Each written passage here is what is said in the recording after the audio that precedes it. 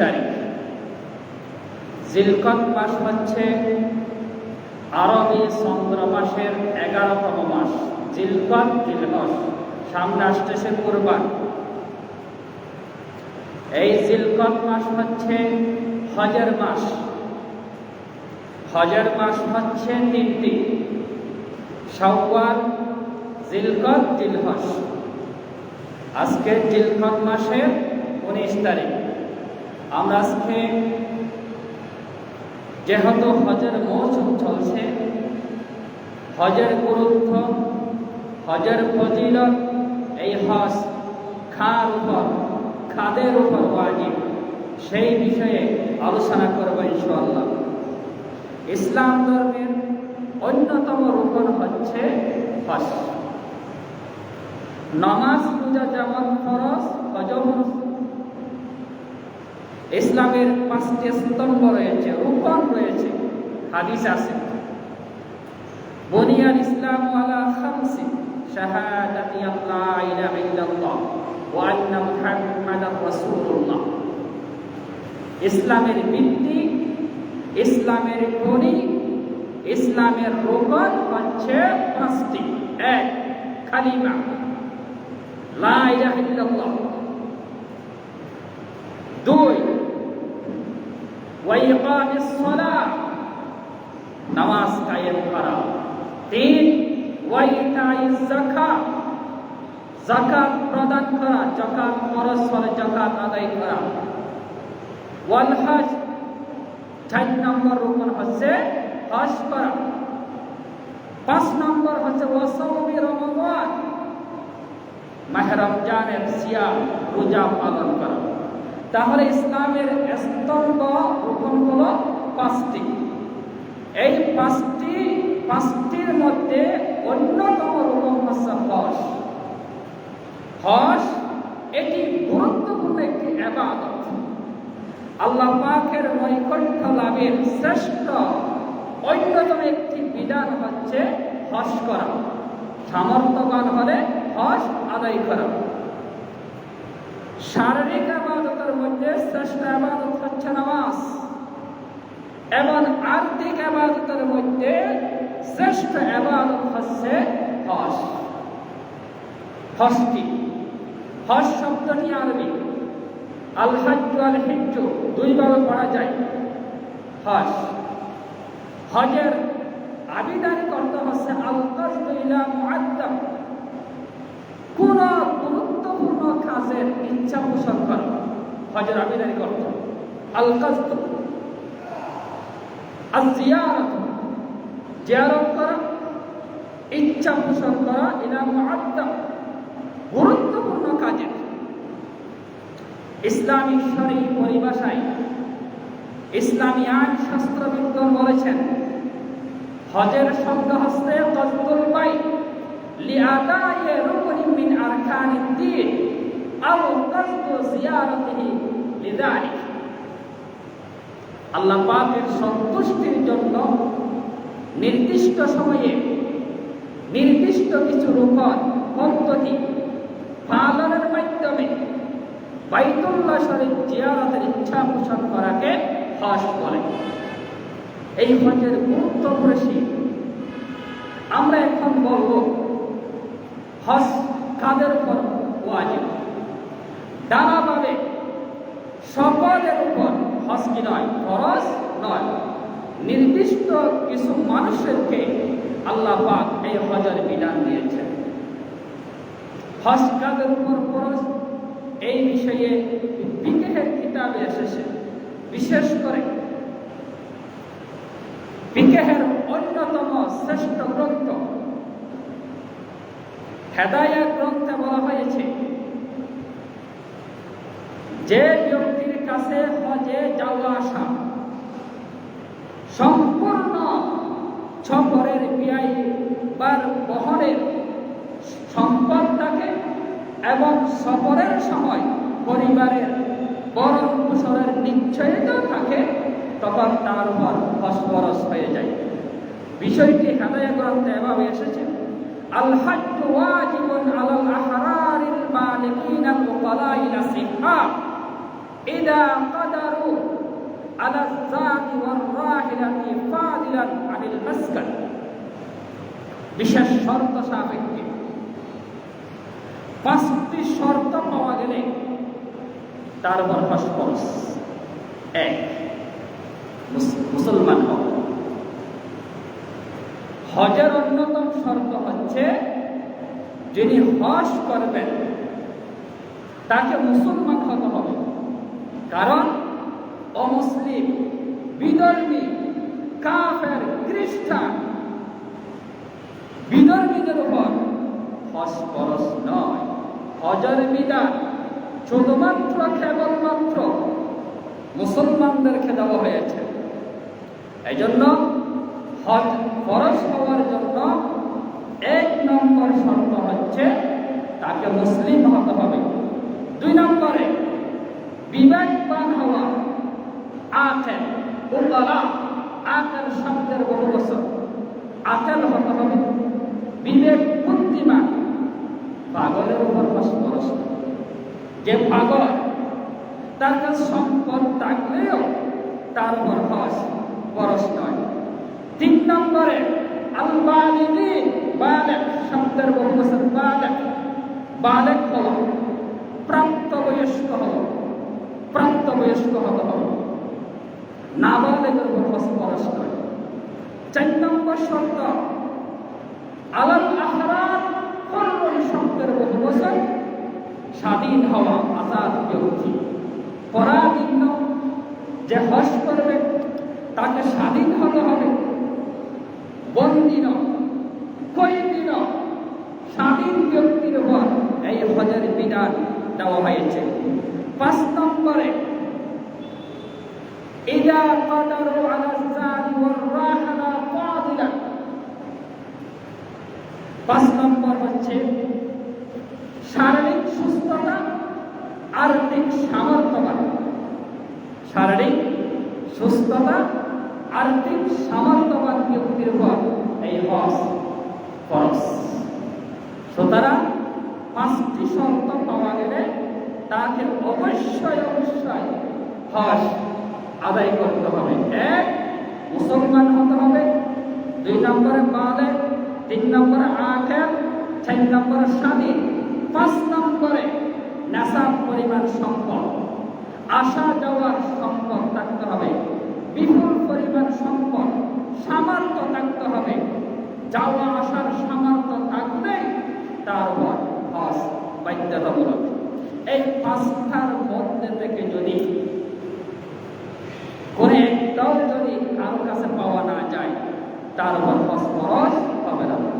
একসাথে এক যুগে 5টা শর্ত পাওয়া যেতে হবে। সুতরাং আমরা জানলাম যে 5টি শর্ত পাওয়া গেলে এই হজ বাধ্যতামূলক। হজ আদায় না করলে অবশ্যই তাকে কঠিন শাস্তি ভোগ করতে হবে। যেহেতু হজ নামাজ যেমন ফরজ, রোজা যেমন ফরজ, যাকাত যেমন ফরজ, তেমনি ভাবে হজ ফরজ ইবাদত। তবে এটি অর্থের সাথে সম্পৃক্ত। এই হজ কয়বার করতে হবে? প্রতি বছর ফরজ করা প্রতি বছর করতে হবে, নাকি জীবনে একবার আদায় করলে হজের ফরজ সাকিব হয়ে যাবে, আদায় হয়ে যাবে? এই ব্যাপারে হাদিস শরীফের ভিতরে এসেছে। হাদিসটি বর্ণনা করেছেন প্রখ্যাত সাহাবী হযরত আবু হুরায়রা রাদিয়াল্লাহু তাআলা। তিনি বলেছেন, খাতাবানা রাসূলুল্লাহ সাল্লাল্লাহু আলাইহি ওয়াসাল্লাম। আবু হুরায়রা বলেছেন, রাসূল করিম সাল্লাল্লাহু আলাইহি ওয়াসাল্লাম আমাদের উদ্দেশ্যে ভাষণ দিলেন।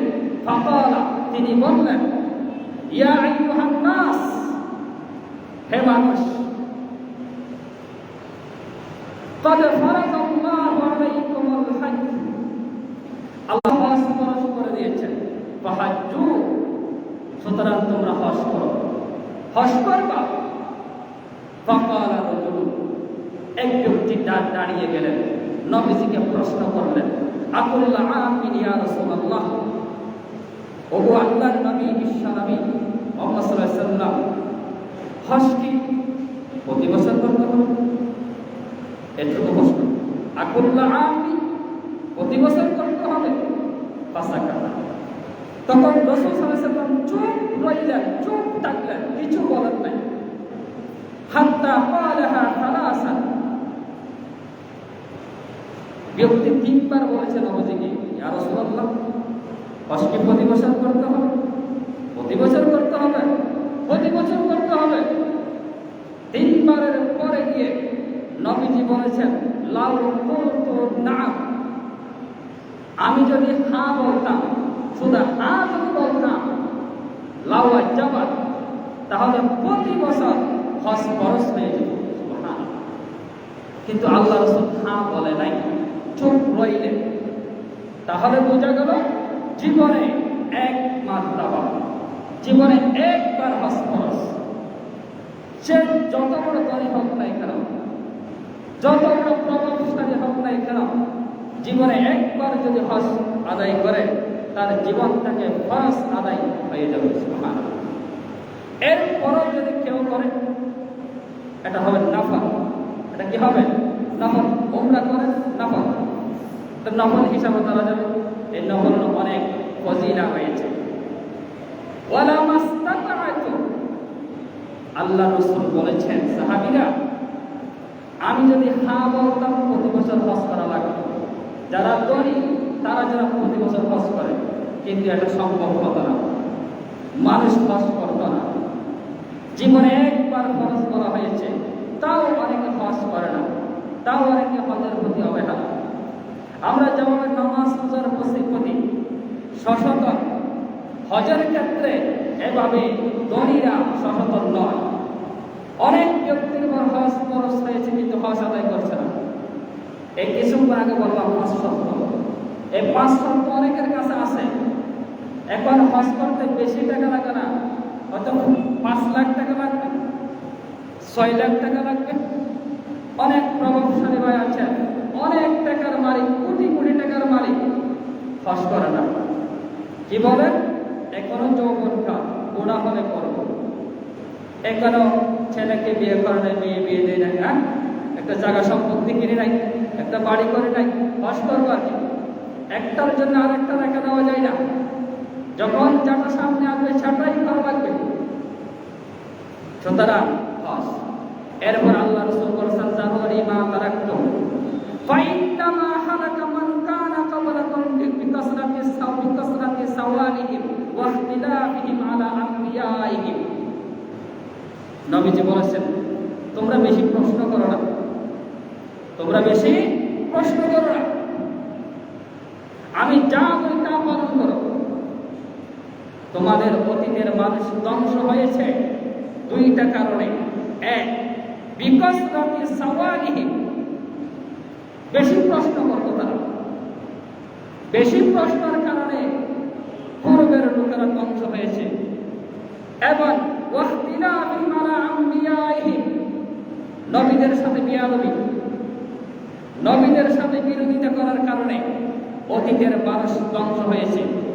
এরপরে আল্লাহ রাসূল বলেছেন, ফাইদা আমারতুকুম বিশাইইন ফাতু মিন মাস্তাতা'তু, যখন আমি তোমাদেরকে কোন বিষয়ে নির্দেশ দিই, মাস্তাতা'তু, তোমরা তোমাদের সাধ্য মতো পালন করবে। ওয়াইদা নাহাইতুকুম আন শাইইন ফাদউ, আর যদি কোন বিষয়ে নিষেধ করে তা ছেড়ে দেবে। সুতরাং এই হাদিস কি প্রমাণ করে? এই হাদিস এটাই প্রমাণ করে যে জীবনে হজ একবার ফরজ। কয়বার? একবার। কেউ যদি কয়েকবার করে তাহলে এটি তার জন্য হবে নাফিলা, অতিরিক্ত, এটারও অনেক সওয়াব রয়েছে। এখন একটা প্রশ্ন হচ্ছে, এই হজ কখন করবেন? যখন ফরজ হবে তখন করতে হবে, নাকি বিলম্বের অবকাশ রয়েছে? এটি একটি ইখতিলাফি মাসালা। ইসলামী আইন শাস্ত্রবিদগণ বলেছেন, বিভিন্ন জনে বিভিন্ন মত দিয়েছেন। কেউ কেউ বলেছেন হজ যখন ফরজ হবে তখন পালন করতে হবে, হজের জন্য বিলম্ব করা যাবে না। আবার কেউ কেউ ইসলামী আইন শাস্ত্রবিদগণ বলেছেন হজ বিলম্ব করা যাবে, হজ বড় আদায় করা যাবে, এখন ফরজ হয়, এখন না করে সামনে কয়েক মাস বা 2-1 বছর পর আদায় করা যাবে। তবে বিপুল সংখ্যক ইসলামী আইন শাস্ত্র বিজ্ঞান বলেছেন হজের জন্য বিলম্ব নেই। হজ ফরজ হলে তাড়াতাড়ি হজ আদায় করে নিতে হবে। হাদিস এসেছে মান আরাদাল হজ্জ ফালইয়াতাআজ্জা। রাসূল কারীম সাল্লাল্লাহু আলাইহি ওয়াসাল্লাম বলেছেন যে ব্যক্তি হজ করার জন্য ইচ্ছা পোষণ করে ফালইয়াতাআজ্জা, সেই যেন বিলম্ব না করে, বিলম্ব না করে হজ যেন সম্পাদন করে আদায় করে। কেন? এর কারণ হচ্ছে ফাইন্নাহু ক্বাদ ইয়ামরুদুল মারিদ। কখন যে মানুষের অসুস্থতা এসে যায় এটা নিশ্চিত নাই। এখন হজ ফরজ হয়েছে, এখন শরীর মজবুত আছে, এই শরীর যে এক সময় যে নষ্ট হয়ে যেতে পারে, দুর্বল হয়ে যেতে পারে। হজের জন্য শক্তি লাগে। আপনি যে হাঁটতে না জানেন, বসতে না জানেন, উঠতে না জানেন, শরীর যদি সুস্থ না থাকে আপনি হজ করতে পারবেন। এই জন্য অধিকাংশ ইসলামী আইন শাস্ত্রবিদ ফকিগণ বলেছেন হজ ফরজ হওয়া মাত্রই হজ আদায় করে ফেলবেন, বিলম্ব না করে। কেন? আপনি হঠাৎ অসুস্থ হয়ে যেতে পারেন, অথবা এই বছর আপনি ধনী আছেন, সামনের বছর আস্তে আস্তে আপনি ফকির হয়ে যেতে পারেন। টাকা থাকতে আপনি হজ আদায় করে দেবেন, অথবা অথবা আপনার পরিবার চলে আসতে পারে। এই জন্য হজ যখন ফরজ হবে তখন হজ আদায় করতে হবে। এই হজ বিলম্ব করা যাবে না। এই হজ আদায়ে ফজিলত। আপনি এই হজ কেন আদায় করবেন, কি জন্য করবেন, কি পাওয়ার জন্য করবেন, কি প্রতিদান লাভে হজ আদায় করবেন, এই ব্যাপারে অনেক হাদিস এসেছে, অনেক কোরআনের আয়াত আছে হজের ক্ষেত্রে। আল্লাহ পাক বলেছেন ইন্নাস সাফা ওয়াল মারওয়াতা মিন শাআইরিল্লাহ। সাফা এবং মারওয়া দুইটা পাহাড়। যারা হজে গেছে তারা জানে সাফা পাহাড়, মারওয়া পাহাড়, এই দুইটা হচ্ছে মিন শাআইরিল্লাহ, আল্লাহ পাকের নিদর্শন। সুবহানাল্লাহ, এটি আল্লাহ পাকের একটি বড় আয়াত, নিদর্শন। ফামান হাজ্জাল বাইতা মানে ফামান হাজ্জাল বাইতা ওয়া ইতামারা ফালা জুনাহা আলাইহি। আল্লাহ পাক বলছেন যারা হজ আর উমরা করে তাদের কোনো গুনাহ থাকে না। সুবহানাল্লাহ ওয়া বিহামদিহি। ওয়া মান তাতাওয়া খায়রা ফা ইন্নাল্লাহা শাকিরুন আলীম। হাদিস আছে হজের অনেক ফজিলত। 1 নম্বর ফজিলত হচ্ছে যে ব্যক্তি হজ করবে তার অতীত জীবনের সব গুনাহ ক্ষমা হয়ে যাবে। সুবহানাল্লাহ, হাদিস আছে মান হাজ্জা লিল্লাহ ফালাম ইয়ারফুস ওয়া লাম ইয়াফসুক গুফিরা লাহু মা তাকাদ্দামা মিন যামবিহি। যে ব্যক্তি আল্লাহ পাকের সন্তুষ্টির জন্য হজ আদায় করবে, হজে গিয়ে অশ্লীল কথা বলবে না, গুনাহ থেকে মুক্ত থাকবে, পাপ থেকে বিরত থাকবে, ঝগড়া করবে না, আল্লাহ রাসূল বলেছেন গুফিরা লাহু মা তাকাদ্দামা মিন যামবিহি। আল্লাহ পাক তার অতীত জীবনের সব গুনাহ নির্বিশেষে ক্ষমা করে দেবেন। সুবহানাল্লাহ। হজের 1 নম্বর ফজিলত। হজের 2 নম্বর ফজিলত হচ্ছে যে হজ করবে সে একেবারে গুনাহ থেকে নিষ্পাপ, মাসুম হয়ে যাবে। হাদিস শরীফে বলা হয়েছে মান হাজ্জা লিল্লাহি ফালাম ইয়ারফুস ওয়া লাম ইয়াফসুক রাজাআ ইয়াওমি কায়াওমি ওয়ালাদাতহু উম্মুহু। যে ব্যক্তি আল্লাহর সন্তুষ্টির জন্য হজ আদায় করবে সে ব্যক্তি ওই দিনের মতো নিষ্পাপ হয়ে হজ থেকে দেশে ফিরে আসবে যেই দিন তার মা তাকে জন্ম দিয়েছিল। সুবহানাল্লাহ। তার মানে কি? আজকে একটা শিশু জন্মগ্রহণ করেছে, তার গুনাহ আছে? গুনাহ নাই। যে শিশু ভূমিষ্ঠ, সদ্য ভূমিষ্ঠ, সবে মাত্র হয়েছে আজকে, এই ছেলের কোনো গুনাহ আছে? কোনো গুনাহ নাই। আল্লাহ রাসূল বলেছেন যে হজে গেল সেখানে গিয়ে কোনো গুনাহের কাজ করে নাই, ফালাম ইয়ারফুস ওয়ালাম ইয়াফসুক, এর অর্থ হচ্ছে অশ্লীল কথাবার্তা বলে নাই, ঝগড়া করে নাই, বিবাদে লিপ্ত হয় নাই, সে ওই দিনের নিষ্পাপ শিশুর মতো ফিরে আসবে বাড়িতে, যারা তার মা তাকে আজকের জন্ম দিয়েছে। সুবহানাল্লাহ। এই হজের অনেক ফজিলত, অথচ আমরা এই হজকে উপেক্ষা করে চলি। এখানে শেষ নাই। রাসূল করিম সাল্লাল্লাহু আলাইহি সাল্লামের কাছে এক ব্যক্তি এসে প্রশ্ন করলেন, সুইলান নবী সাল্লাল্লাহু আলাইহি ওয়াসাল্লাম আইয়ুল আমালি আফজাল ইয়া রাসূলুল্লাহ সাল্লাল্লাহু আলাইহি সাল্লাম, ওগো আল্লাহর নবী, ইসলাম ধর্মে কোন আমলটি উত্তম? ইসলাম ধর্মের সর্বশ্রেষ্ঠ আমল কোনটা? নবীজি বললেন, ঈমানু বিল্লাহি ওয়া রাসূলিহি, আল্লাহ এবং তার রাসূলের প্রতি বিশ্বাস স্থাপন করা, আল্লাহর প্রতি ঈমান রাখা, রাসূল সাল্লাল্লাহু আলাইহি সাল্লামের ঈমান আনা, এটি সর্বোত্তম আমল। সাহাবী আবার প্রশ্ন করলেন, কিলা সুম্মা মাযা ইয়া রাসূলুল্লাহ, ওগো আল্লাহর নবী, এরপরে সর্বোত্তম আমল কোনটা? নবীজি বলেছেন, আল জিহাদু ফি সাবিলিল্লাহ, আল্লাহর জমিনে আল্লাহর দ্বীন প্রতিষ্ঠার জন্য সংগ্রাম করা, লড়াই করা, জিহাদ করা, আল্লাহর জমিনে ইসলামের ঝান্ডাকে বুলন্দ করার জন্য কাফিরদের সাথে লড়াই করা ইসলামের সর্বোত্তম আমল। সাহাবী থেমে নাই, কিলা সুম্মা মাযা ইয়া রাসূলুল্লাহ, সাহাবী আবার প্রশ্ন করলেন, ও আল্লাহর নবী, এরপরে ইসলামের সর্বোত্তম আমল কোনটা? নবীজি বলেছেন, হজ্জুন মাবরুর। সুবহানাল্লাহ।